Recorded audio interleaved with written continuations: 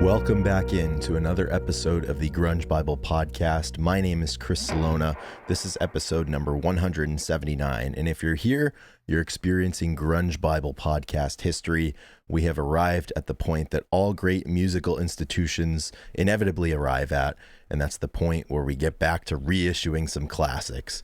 Just me here today. Ethan has been on a family vacation for the last week, and with all of the great attention that we pay to this, we were not able to record original content for this week. So we're going to look back at an episode that we did last year. In the spirit of the calendar, there's a lot of stuff happening end of August, beginning of September on the grunge rock calendar. So we're going to look back at episode number 127 and reissue that. That was taking a look at 10 great things about Pearl Jam's debut album 10, which turns 33 tomorrow. So a topical point to look back at an episode, or at an album rather, that if that album had not existed, the Grunge Bible Podcast certainly would not exist. So in lieu of the check-in, I am just going to say that I am well, and I hope everybody out there is having a fantastic end of summer, last episode of August, and we're rolling into September. Fall is coming, and it's going to be pretty great. I would like to thank everybody that makes this show possible, including Ethan, even though he's not here right now, including our producer, Drew McFadden. But most importantly, right, the people who give us money, because this shit takes money to do. We have a Patreon, as I'm sure you are aware, linked in the show notes. We have a $2, $5, and $10 per month tier system that you can join at, and every single penny from your wallet to ours goes to make this podcast possible. And as we like to do, we will thank the top tier at this time by saying their names. And I would like to thank Sherry Matthews, What the Fuck is Up Denny's, Russell, Seattle 4 Fanboy from New Jersey, Pile of Punk, Nikki 6, Millie, Keith White, King Buzzo Stole My Hair, Carlene Salona, Jamie Lynn, Jade Mercado, Holy Disciple of Riff Lord Jerry 69, Gochu John, Granny Grunge, Eddie Vedder Got Me Through My Second Divorce, Epona, Fuck Soup, Down in a Hole, Flat Out Fucked, Doug Endy, D-Boat, Kara K, Corden Stewart, and the mighty Black Hole Sean. So thank you one and all. And this is probably about the 5th week of this standing offer, but it goes without saying, if you join the Patreon between the release of this episode and the point that we get to sit down and record next week's episode, we will do an episode about whatever the hell it is you desire. Grunge rock or not, lay it on us. For $2, you could have your own personalized episode. Hard pressed to find value better than that. So in the spirit of the typical Grunge Bible Podcast kind of order of business here, we are going to take a look at this day in music history for August 26th. And I got to tell you, the calendar is looking a little lean on this day. We're just peppered with notable events on days prior to and days after this day. So I'm going to shout out the one thing in the history books that I felt was worth talking about here. And we're going to go back to 1972, the Looking Glass classic, Brandy, parentheses, Your Fine Girl, close parentheses, hits number 1 on the charts, where it will stay for 1 week. Absolute powerhouse of a yacht rock song, summer song, just an absolutely unbelievable plot line in that story, where the man is sitting at the bar and he's like, you know what, you're a great woman, you could be a good wife, but I am married to the sea. This reminds me of a situation that one of my friends was in.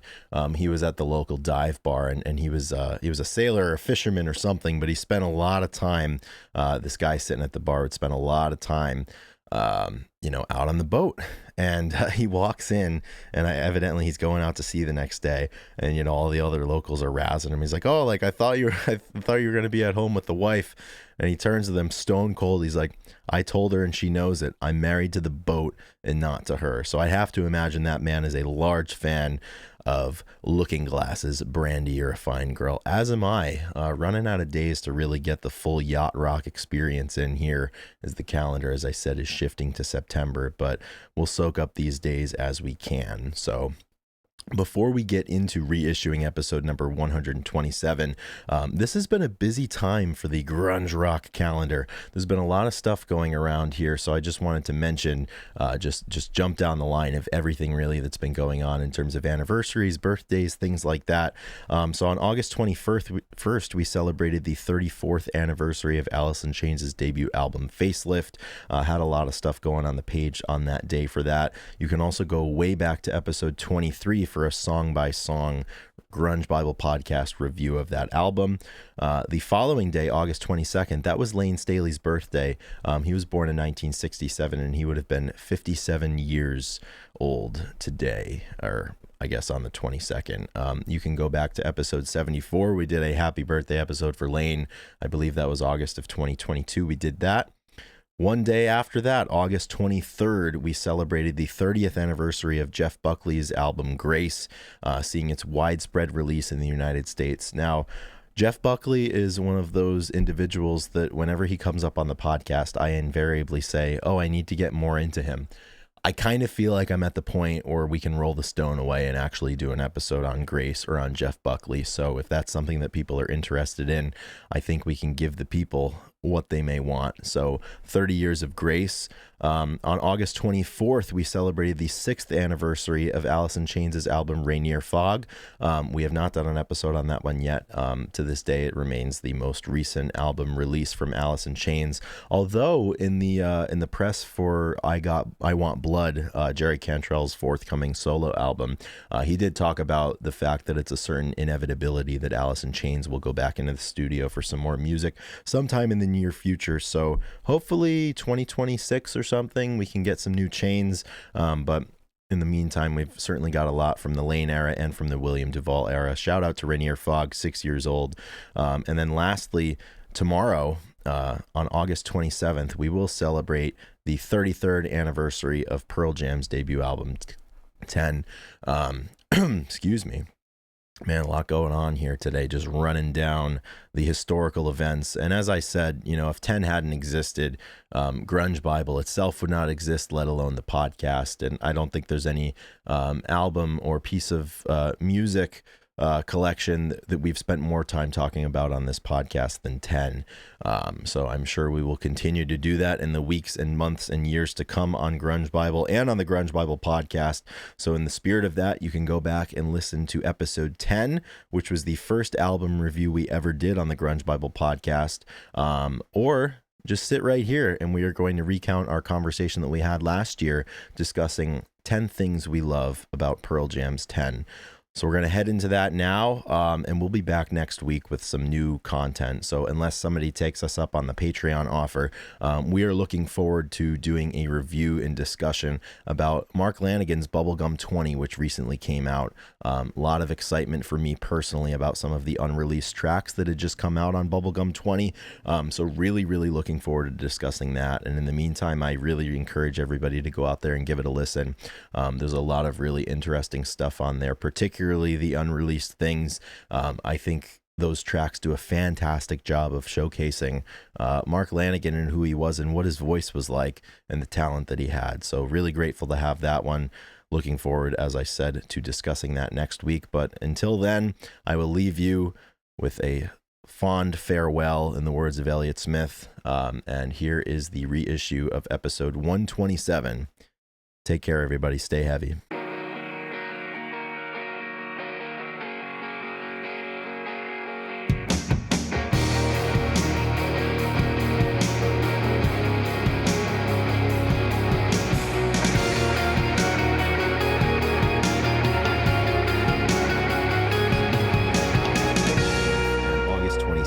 Marks the 32nd anniversary of the release of Pearl Jam's first studio album, 10.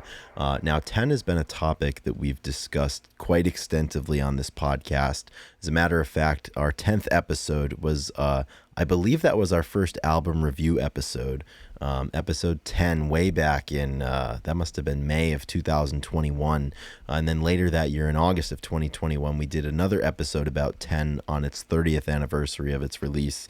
So here we are 2 years after that episode and 32 years after 10.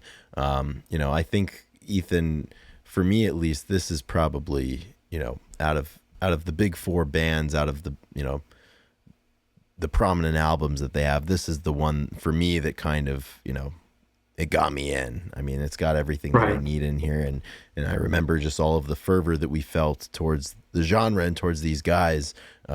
It pretty much started and ended with 10. I mean, that had the biggest gravitational pull on us, specifically for a few Yeah. songs that are on there. So, always a good opportunity to discuss. And we figured in the parlance of our times, because it is called 10, we might as Oh well yeah. we might as well collectively share 10 things we love about 10. Yeah. This one comes up, obviously anniversary every year. Every We've year. done at least 2 episodes on it. And now this one. And but it's always fun to talk about because we know the album really well. It's their first album, so there's a lot that comes with it that we're going to get into, a lot of lore, and it's just one of those things that it's fun to rehash and go back and talk about. So this is a perfect place to do it. Grunge Bible Podcast, right? Come Exactly. on This is here why and it's talk called the about Grunge 10. Bible. Exactly. Well, and the other Yeah. cool thing too is, Ethan, we've been at this shit for a long time. We've been at the podcast for a long time, but we've been at the page for an even longer time, since 2016. So over that time, for me at least, like I feel my relationship change with these songs and with these bands and with the music.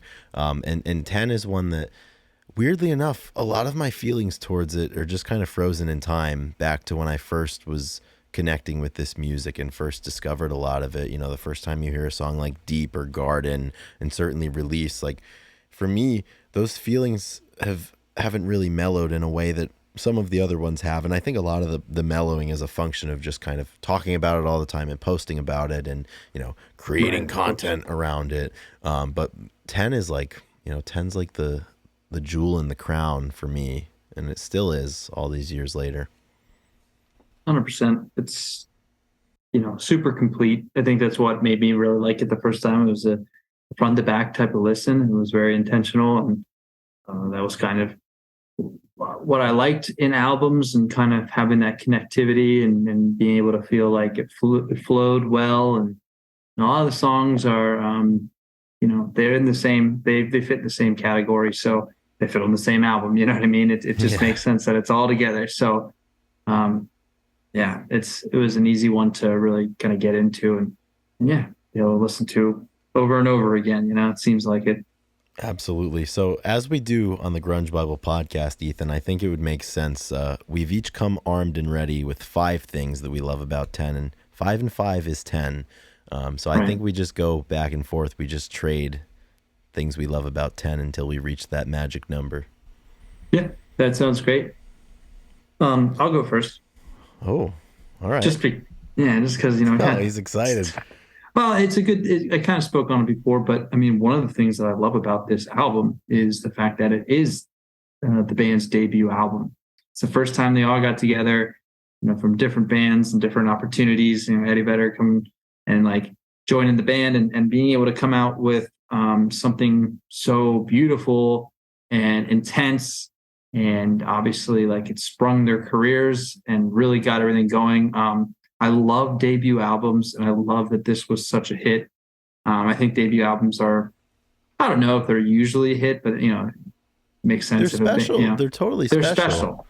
Yeah, and Yeah, and and exactly. this time of year too, I can't help but think quite extensively about debut albums, because August 21st was Facelift, the anniversary of Facelift. That came out in 1990. Alice in Chains' debut album, and obviously 10, August 27th, 1991. So I mean, those two, I mean, two of the most magnificent debut albums, I think, of the 90s, and certainly of the genre.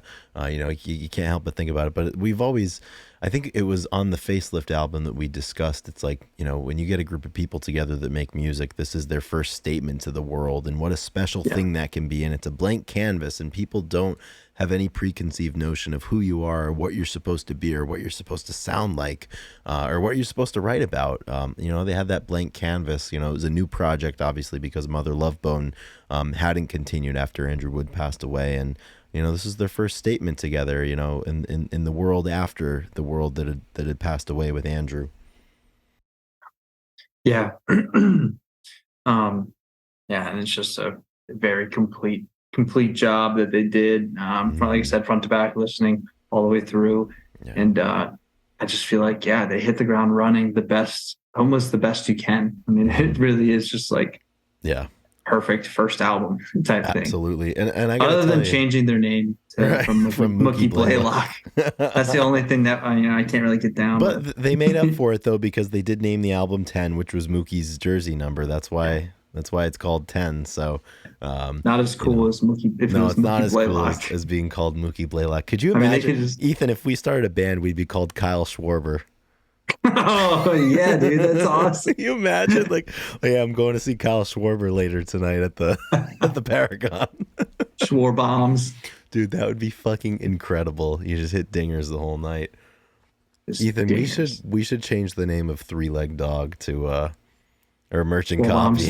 Copy to Kyle Schwarber. I said, and then our first album could be Merchant Copy, just like Mookie Blaylock's first album could have been Pearl Jam. Just Exactly. use that as, All of these options, it's unbelievable, and all of yeah. these things add to the lore of it. And Ethan, I don't know why, but I feel like you and I have both been particularly focused on group lore and just different things that shroud a lot of these activities and moments in mystery and in acclaim. And for me, something that I love about 10 is, I mean, you couldn't make a better origin story for this album, with Jack Irons getting the demo tape to Eddie Vedder, who's, surfing and working a little bit and playing some music a little bit down in San Diego. And, the legendary story of him listening to the demo tape, getting his surfboard in the back of his truck, going out surfing and thinking of the lyrics to the Mama Son trilogy, of Alive, Once, and Footsteps, and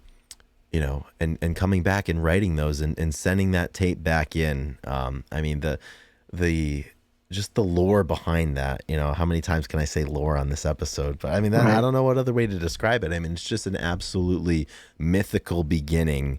And I think time has only elevated that story and only made it more special. And that's something for me that I love about this album. And obviously that predates the album. And I mean, what a beginning. And I'm so happy, obviously, as all of us are, that tape found its way into Eddie Vedder's hands, because our worlds would look quite a bit different if Eddie Vedder hadn't linked up with Stone and Jeff and the gang. I mean, it's similar to the only lore that I can compare it to is, I believe, I'm getting it mixed up. Was it the Sunflower whose first show was Woodstock, or was it? Or yeah, I believe it was. The Snake. I've got the notes right. It was the Snake. Oh, yeah, Harvey the Snake Mandel. His first show was Woodstock with Canned Heat. Exactly. It's almost as shocking as finding out that someone's first show was Woodstock 69. Yeah, exactly. I mean, these are the types of things that, I mean, they're like holy shit moments when they happen. Like, you imagine, like, you get this tape, you go out, you surf, you write shit down, and I can only imagine to be in the room the first time you heard, the Mama Son demo tape that Eddie Vedder had sent back up to Seattle. It's like an oh shit moment. I mean, just like and then it works. Yeah, like just like the Snake taking the stage, like, holy shit, there's 700,000 people out there, and I'm playing with this band for the first time. Eddie Vedder, right? He's writing lyrics for the band for the first time, and he's singing for the first time, and he pens one of, if not the most recognizable and legendary song in Pearl Jam's catalog. He writes the words and the lyrics to Alive, on his surfboard, via a demo tape that was a Mother Love Bone demo tape. I mean, that's, it's really sick. It's really fucking cool. Really cool. Another thing that I really admire about this work of art is the artwork. The the album artwork and the story behind that. The more lore, you know what I mean?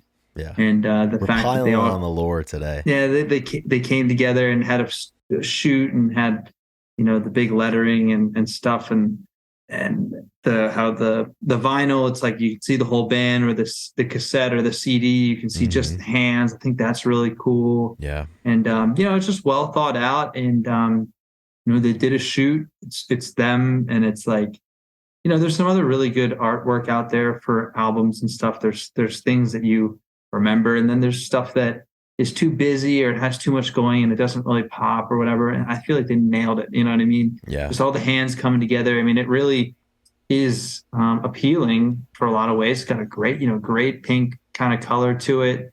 I don't know if it maybe a little bit darker It's Well, not really and rad. Ethan, there was a big DIY aspect to it because Jeff Amon Yeah, made the cardboard lettering cutout that was yeah, behind it, and you had Lance Mercer, I think, doing the photography, and I think it really it complements the ethos of the record really really well. right. And just them all putting their hands together and being like, all for one and one for all type thing, and Five against one, five baby. against one. Yeah, like that's awesome. I mean, it's symptomatic, and I think that it's really really well done. So it's just cool, really cool story behind it. And like I said, good album art. It's is it's something you can put on the wall. It's it. It's what you got on your back behind you right now. Some good Exactly. album, some good Yeah. vinyls Believe it and or not, stuff. I don't have a vinyl copy of 10. I I believe just you. I just have the CD. I was I gonna believe say you. it's like a really weird thing to be like, no, I don't believe. What a stupid thing to lie about if it wasn't true.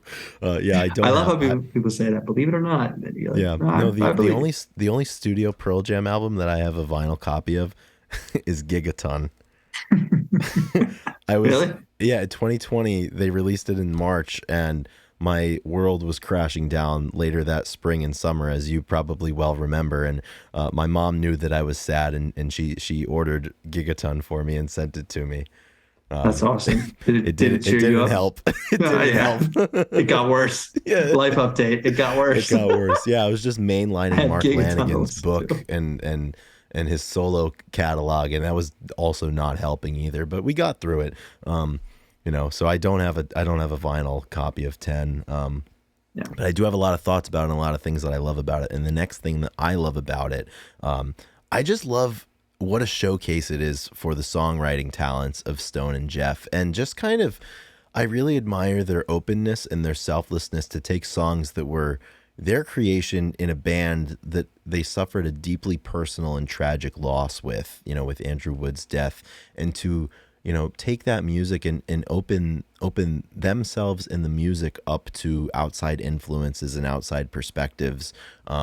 I think that's really special, and I can't imagine that that was an easy thing to do. But they were able to do it, and bring Mike and bring Dave Cruzen in and bring Eddie Vedder in, obviously. And I mean, what a beautiful result that we had. But I mean, Stone and Jeff in the beginning, before Eddie began writing a lot of the music and playing guitar and whatnot, Stone and Jeff, what incredible songwriters they are. I think people often Yeah. forget that. Similarly, that we always talk about, you forget about how great of a guitarist Chris Cornell is because he's such a good singer, because Eddie Vedder's voice is so iconic. You kind of forget, where the music was coming from and whose brains created those riffs those arrangements. And in the early days, there's a lot of Stone and Jeff. Hmm. And I love Yeah. that. Very, very good point. Yeah.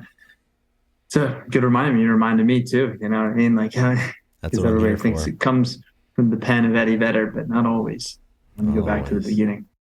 Speaking of some of the stuff, this one I think is kind of a joint one because we shared our the stuff that we liked, and we only were aligned on one of them, and that might have been semi-planned because we made sure we didn't overlap. But we both picked a song. There's a song on there that we both or is very special. I actually included Jeremy as well because I think Jeremy and Release, I think, are gifts from this album. I mean, there's a ton of gifts on there, but most specifically, being a dead horse here because we've done this a lot on the podcast. But Release is really special to Chris and I, and we've seen as the opening song to the 2016 show that we saw, and then a very important song when we were getting into the band in the beginning. So just the fact that this album contains that one song that made us fans is something I like about it. You know what I mean? Like it's just Oh a yeah, great debut. 100%. Yeah. Yeah, and the crazy thing for me, Ethan, I'm co-signing this because this was released was one of the other Yeah. things that I had listed in my five. Even to this day, like I still have conversations with Pearl Jam fans, and inevitably you talk about the shows that you've seen and the chase to get those songs that you want to hear live. And people are like, oh, like I got this one and this one. I'm still waiting on this one. I've been to 7 shows and I'm still waiting. I hope this is the year. And I don't really have much to say in that conversation because I'm like, there was one song that I needed to hear them play live in my lifetime, and I got it. The first song at my first show Yeah. with one of my best friends in the entire world, and rearview mirror right next to us, as Yes. we discussed on the page and I think on the show before. But I'm like, that's where the discussion ends for me. I mean, like, that was the moment, that was kind of the culmination of a lot of things. And it's weird, Yeah. like I just said, like, we talk about this shit all the time, and like a lot of it's mellowed. Like I just got chills kind of talking about that right now still. And we've talked about Yeah. it so much, and it's just that significant of a moment to me. That's just a side note. It just reminds me of my coach, Tom, no, my coach, Tom Puxis. One time, Jacob, one of our teammates, was talking about he was talking about where he wanted to go. He said, I really want to go to Sicily. And Mhm. Tom's like, oh, Sicily's beautiful. It's, it's got beaches, all this stuff. He's like, oh, you've been to Sicily? He said, no, but I've been all over the world and I know it's beautiful, or something like that. And I feel like that's something that's like, have you seen it? Like, oh yeah, they're really good. Like, no, I've heard Reliefs. I'm good. I know Yeah. what it feels like. I know what you're talking about. Yeah. It's the same thing. This is one that you don't know what it feels like, I think, until you've seen it live. And like, Mm. I can say that I can be that guy right now because Yeah. I have seen it live. But yeah, this song, I mean, what it's meant to us, in our kind of our journey. And also I think personally, it means different things to each of us, and a really, really powerful one for so many people out there. And, the Let's Play 2 documentary, John, who was waiting for 4 days to be to be up front for release because it was really special to him. I that's a really emotional clip. And John, the guy from the documentary who waited 4 days to be in front for release, he follows Grunge Bible, and I think he follows both of our personal accounts, and we've had some discussions with him, and such a nice guy. And it's just, the power of that song. I mean, to stand in line for 4 days because there's one song that you need to hear that's going to make you feel better and help you get through something. I mean, what more can you say about it? Yeah. Not much. That's incredible perseverance. Yeah.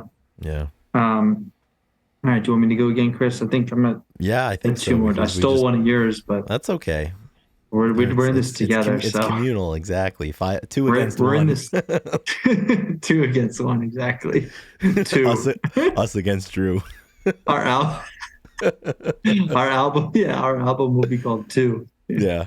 The The debut next thing Kyle I want Schroeder to, album. yeah, the next thing I want to point out and give praise to is, um, the live performances and the call to touring that this album had for the band. Obviously, no performances before you have an album, so well, I guess that's not completely You true, got to get out there. but for them, yeah, like you drop an album, then you tour, and we got some awesome performances, and the album obviously has this classic rock vibe, pretty grungy, one of the more heavier albums they have, and a lot of their offerings, and or like the sound, I guess, not Yeah. all heavy, Yeah. but it allowed for great live performances. This album was meant to be toured, Oh yeah. plain and simple. So out of it, we got incredible performances, and Eddie, just wailing away, and all the guys Climbing, just, crushing. jumping. Yeah, the young side of it. So I think we have this album to thank for all the live performances that we kind of got for the next 4 or 5 years, and yeah, they still play it all, but I think it really kickstarted who they were as a touring band. Yeah, came from this that album. was their identity, I think, and that contributed so much to the lore that we all hold dear. It all comes back. And something that I really love selfishly about how extensively they played live in 91, but especially 92. They only had 10, right? And they had a couple of covers that they would do, like they do Baba O'Reilly, they do I Got a Feeling, some of the B-sides, the Footsteps and the Leadbetters and whatnot. But I mean, their set list, there wasn't a whole lot of opportunity for variation because they didn't have that many songs. And there exists still today such a treasure trove of live video and performances. And pretty much like, you can go through hours and hours of footage of just one song if you wanted to. I mean, you could watch so many different versions of Alive from 1992. And the one constant is that energy and that intensity that they approached their performances with. And that's something else that I really love about this band. And I think the album in the studio and in live settings, they're very complementary of one another, because I think for me, like, I just feel that the palpability and the palpable feeling of that dream that they all had, and the intensity that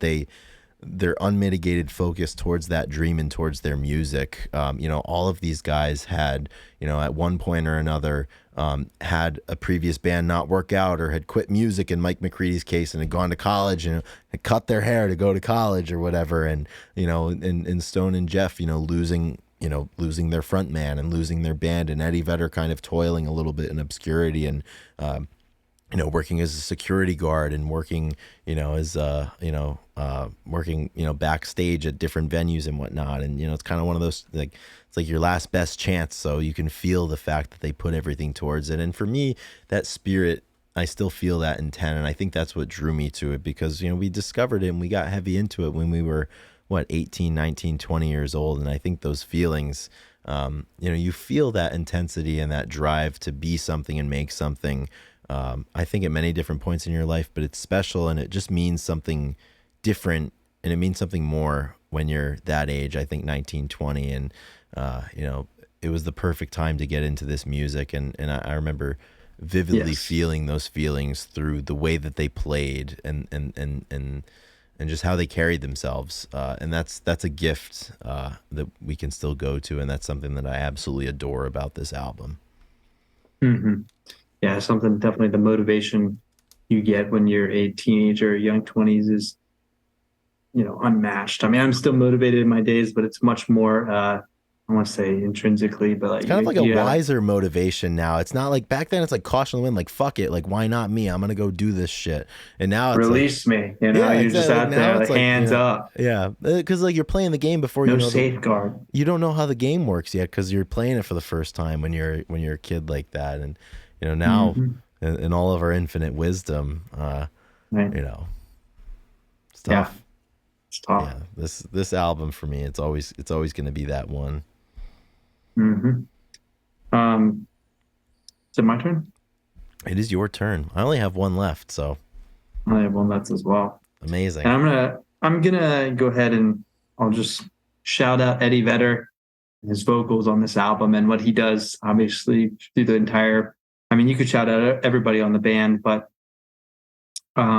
his vocals and this album is the sweet spot. It's what I like from him and what he offers. And you have the release side of it and the really big hitting stuff, and obviously the Jeremy, the really kind of like aggressive and poignant stuff. And then he obviously goes like into the choruses, and the Gardens of the world, blacks. Yeah, I mean, there's you get the really like big Eddie Vedder and then the aggressive side. It's just a good mix. Obviously, we can go on about his vocals, but I think I love this album because Eddie's singing on it. You know what I mean? I mean, it's pretty simple to say, but like this is where Eddie Vedder stepped on the stage. So yeah, absolutely. Well, I'm glad that you shouted out an individual member of the band, because I'm closing my last thing that I love about this record, and I hate to be the person that like says the whole like, oh, not many like X fans know this fact about this thing that they're purportedly fans of. But like,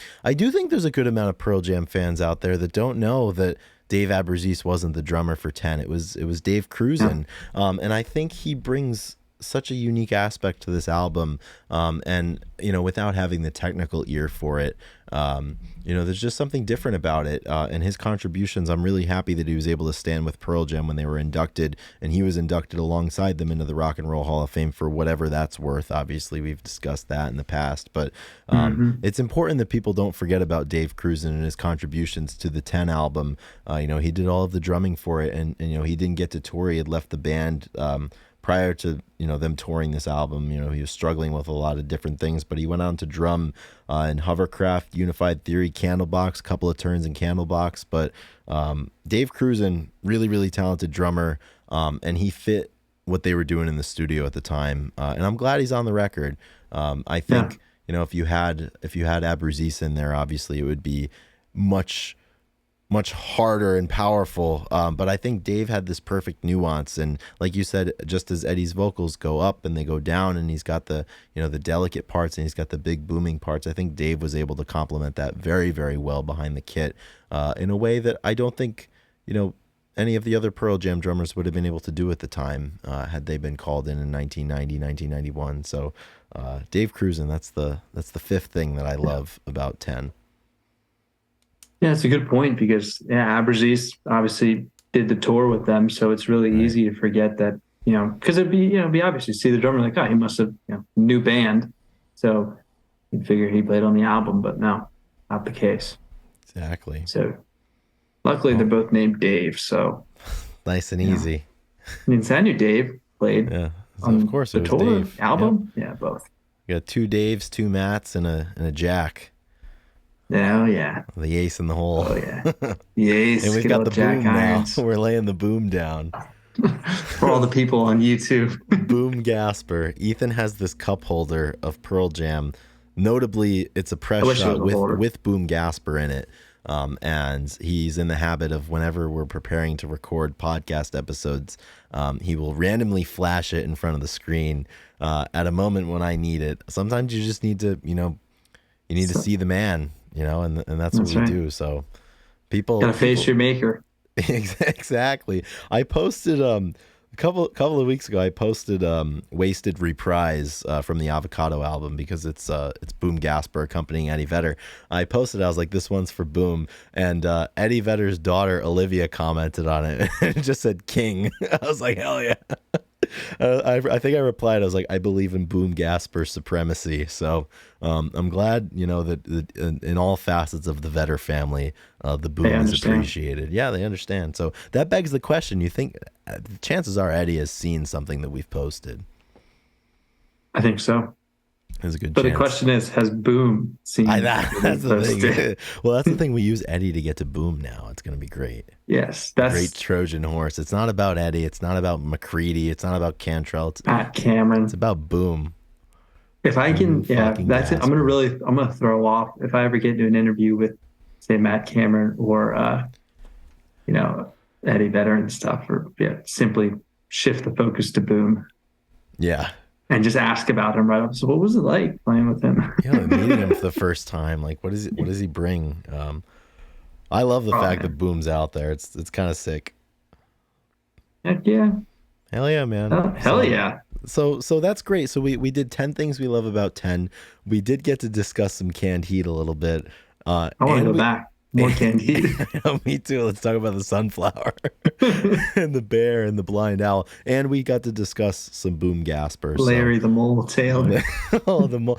Dude, I posted this morning. The amount of times that you've said Larry the Mole Taylor to me in the last 7 days is incredible. I posted a video of to drum up support for episode 126. I posted a video of them playing On the Road live in 1970. And I'm always so impressed by the mole, man. Dude, the way he pounds on that bass. And he's not a big guy, but it makes the bass look so small in his hands. It's unbelievable. It's like a magic trick. Oh, yeah, dude. That rhythm section is all-star cast. It's so Larry good. The Mole Taylor. Honestly, they have so much like stoic energy up there aligned with like this intensity and they're in control, but they're also grooving. It's crazy. Yeah. It's like they're in control of the boogie. You know what I mean? The boogie is taking over, but they're of it. Like they're the prescribing doctor. Like they tell you how much boogie and when. And I mean, you could ask them how they do that, and they say, "We're not doing anything. The boogie is doing it." You know what I mean? They're being taken over. They're a surrogate. Exactly. Right. And this afternoon, I was spinning their 1969 album, Livin' the Blues. And the last two tracks, Refried Boogie Part 1 and Refried Boogie Part 2, each of which are 20 minutes long. Yes, I was going to say. They're absolutely incredible. Dude, they just lay it down. Like this Canned Heat era for us is not ending anytime soon. No. Like I said, it's a renaissance, really. I mean, we're coming back and realizing just how important this band was. We need more. I need more. I need to find I need to look for a documentary or something and hear some We should. Some And devoted. if there's not one, let's make one. Oh yeah, that'd be Why not? awesome. I would dump Grunge Bible to do like a. To I go on film like a a documentary. 2 year sabbatical from Grunge Bible just to like focus on the Canned Heat project. Better ecology. Exactly. Alan was a devoted He ecologist, was you know. he was a devoted ecologist. Very important. So if you guys are still listening, you've learned maybe a little bit more about 10 that you didn't know. Maybe you knew everything and you came for the Canned Heat. I'm not sure. There's at least But one person out there who came for the Canned Heat. yeah, I think so. It's me. Yeah, it's me. Shocker, it's me. So thank you very much for listening to this episode and making it to this point. Please give us a like, give us a review, positive or negative. We don't really care. We just want your feedback. And if it's good or bad, maybe we'll read it online. Some of my favorite times is when we get to hear Absolutely. live playback of some people's thoughts on the show. Mm-hmm. You know? Yeah, and a quick numbers update, Ethan. So we have 209 reviews on Spotify, and we're still proudly carrying a perfect 5-star rating. So that's pretty awesome. great. I imagine if we keep going to the well of Canned Heat, that'll stay right at 5 stars. Yeah. Additionally, over on Apple Maybe Podcasts, even higher. Exactly. They might the vaunted 6th star just for us. Over on Apple Podcast, we had a couple of run-ins with some people who weren't too happy with us. So we've got 86 reviews, and we're rolling along at 4.8 stars, which is good. So the written reviews are a little lacking. So hopefully there haven't been many of them. I need some more. I need to hear what people think. Those are the real reviews. I mean, anybody can click buy. Anybody can click a star, exactly. Yeah. So does that tell you anything that the Apple subscribers like versus the Spotify subscribers? Like we have more Spotify people saying that we're a 5-star, and then the other Apple. You think Well, it's interesting because more stuck up on Apple. Well, I don't know, because it's interesting. Not to bore the people, but the statistical majority of our listeners are on Apple Podcasts. Like 50%, they have the plurality. In other words, I use Apple for, but they're podcasts. less likely to review, I guess. I think the interface is a little bit more cumbersome because on Spotify, I mean, you pull up the podcast and the rating is right there, and you just click on it. You're in and out in 2 seconds. But I don't know. But this is your call to action. If you've listened to us and you don't want to support us on Patreon because it's too expensive, and you don't want to give us 67 cents a piece or whatever it may be, leave a review. That's perfect too. Or share us with a friend. That's the way these things get done, one by one. So we thank you for your time today. We also thank our producer, Drew McFadden, for all of his work. Masterful job he did last week on the episode. Basically, the episode last week, it came in, finished at 33 minutes. There were 26 minutes of cuts that he had to make. It was about an hour total that he had to sift through. Half of it was completely unusable, but it might be finding its way to Patreon as a Patreon exclusive if you're into that kind of thing.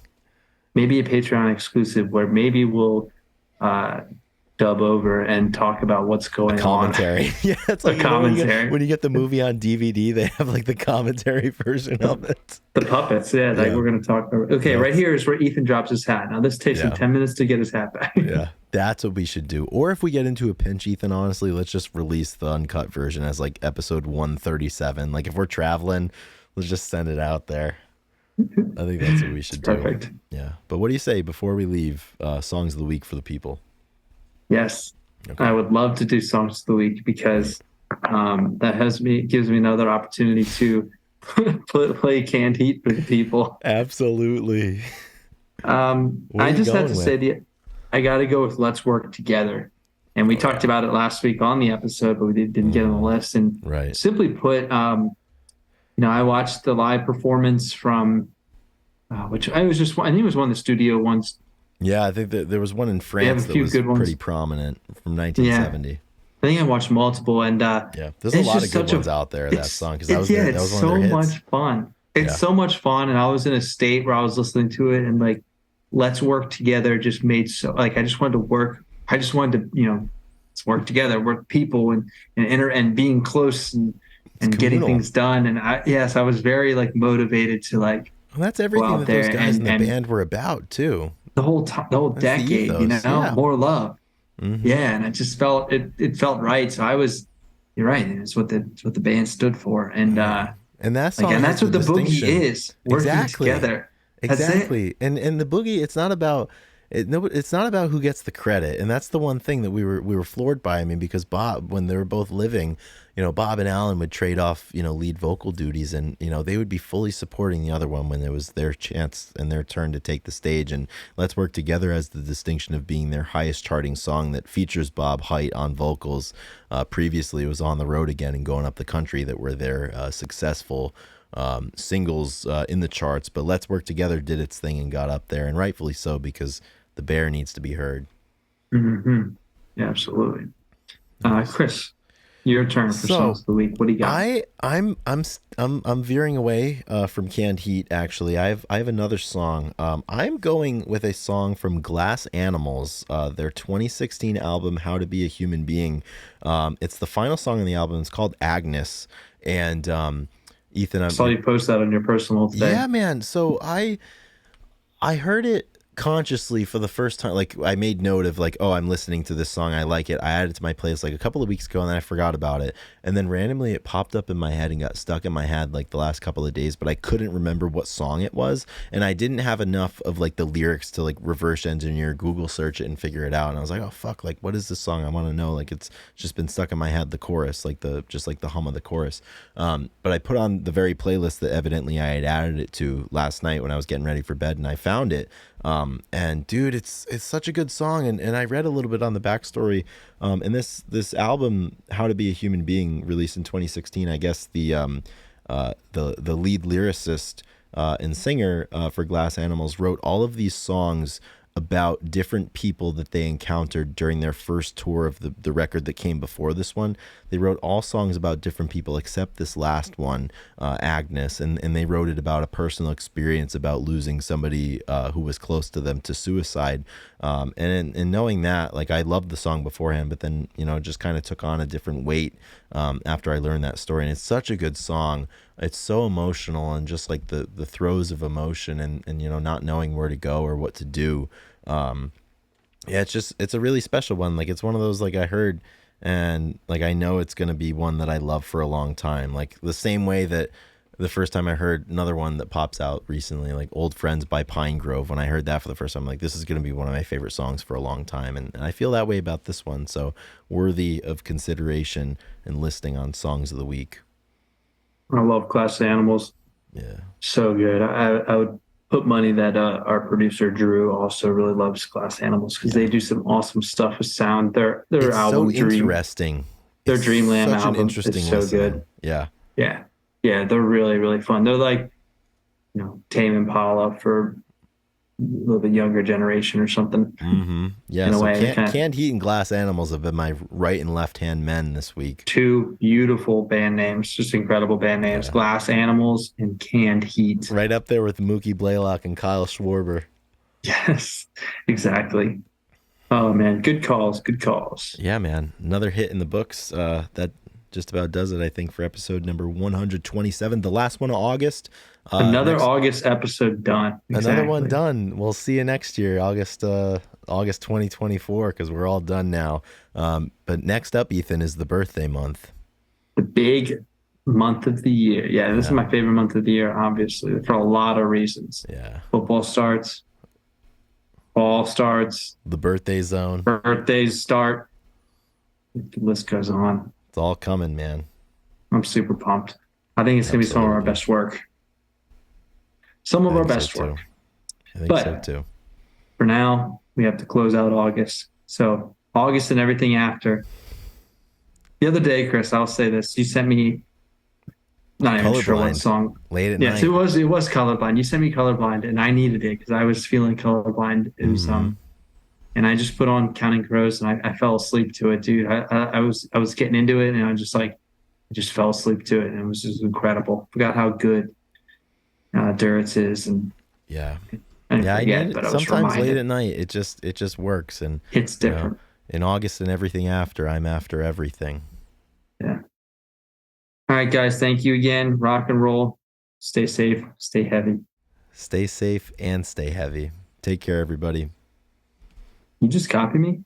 I did copy you. I can do what I want. It's almost 11 p.m. on a Monday. I shouldn't be podcasting right now. I should be asleep. Drew, fade us out. Fade us out, Drew.